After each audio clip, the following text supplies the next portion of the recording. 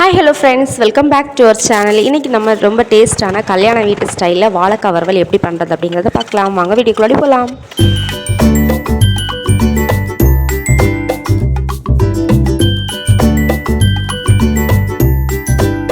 இன்றைக்கி நான் வாழைக்காய் வறுவல் பண்ணுறதுக்கு ரெண்டு வாழைக்காய் தான் எடுத்திருக்கேன். உங்கள்கிட்ட எந்த வாழைக்காய் இருக்கோ அந்த வாழைக்காயில் கூட நீங்கள் பண்ணிக்கலாம்.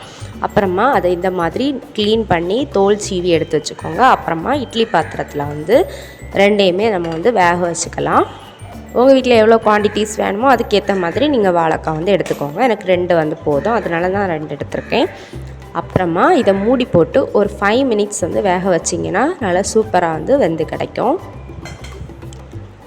ஆவி பறக்கும்போது நம்ம ஸ்டவ் ஆஃப் பண்ணிவிட்டு நம்ம வேக வச்சு எடுத்து வச்சுருக்க வாழைக்காய் ஆற வச்சுக்கலாம். அதுக்கு முன்னாடி ஒரு ஸ்பூன் மிளகு எடுத்துக்கோங்க. அப்புறமா ஒரு ஸ்பூன் ஜீரகம் எடுத்து ட்ரை பேனில் வறுத்து எடுத்துக்கோங்க. இந்த மசாலா ஆட் பண்ணும்போது ரொம்ப டேஸ்ட்டாக இருக்கும். இப்போ நம்ம வறுத்து இதை லைட்டாக பொடிக்க போகிறோம்.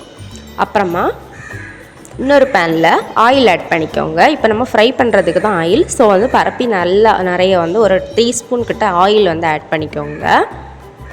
இப்போது நம்ம வேக வச்சுருக்க வாழைக்காய் நல்லா ஆறின அப்புறமா இந்த மாதிரி கட் பண்ணி எடுத்துக்கோங்க. உங்களுக்கு எந்த சைஸில் பிடிக்குமோ அந்த மாதிரி நீங்கள் கட் பண்ணி எடுத்துக்கோங்க. இப்போ ஆயில் ஹீட் ஆனதுமே நம்ம தாராளமாக கடுகு ஆட் பண்ணிக்கோங்க. இந்த டிஷ்ஷுக்கு கடுகு கொஞ்சம் நிறைய இருந்துச்சுன்னா சாப்பிட்றதுக்கு ரொம்ப சூப்பராக இருக்கும். இப்போ கடுகு நல்லா பொட்டட்டும். அப்புறமா கரி லீவ்ஸ் ஆட் பண்ணிக்கோங்க. அப்புறம் நம்ம கட் பண்ணி எடுத்து வச்சுருக்கோம் இல்லையா, அந்த வாழைக்காய் ஆட் பண்ணி நல்லா மிக்ஸ் பண்ணி விட்டுக்கோங்க.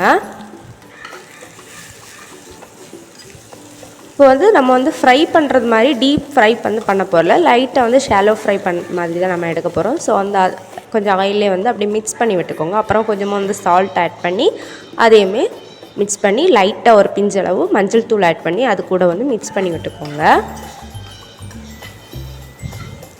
ரொம்ப காரசாரமாக இருக்கும்.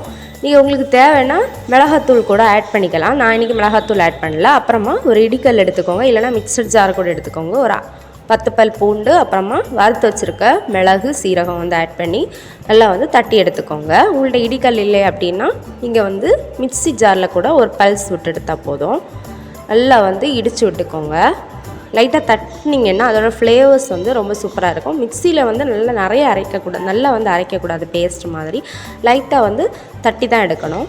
அப்புறம் அதே பேனில் தான் லைட்டாக எல்லாத்தையும் ஒதுக்கி வச்சுட்டு கொஞ்சம் இடத்துல கொஞ்சமாக ஒரு ஸ்பூன் ஆயில் ஆட் பண்ணி ஆயில் ஹீட் ஆனதுமே நம்ம இப்போ தட்டி எடுத்து வச்சுருக்க மசாலாஸை நம்ம ஃப்ரை பண்ணி எடுக்க போகிறோம். இப்போ தட்டி எடுத்து வச்சுருக்க பூண்டு மிளகு சீரகத்தை அந்த ஆயிலே லைட்டாக ஃப்ரை பண்ண அப்புறமா நம்ம ஆல்ரெடி ஷாலோ ஃப்ரை பண்ணி வச்சுருக்க வாழைக்காவை மிக்ஸ் பண்ணி கொடுத்துக்கோங்க.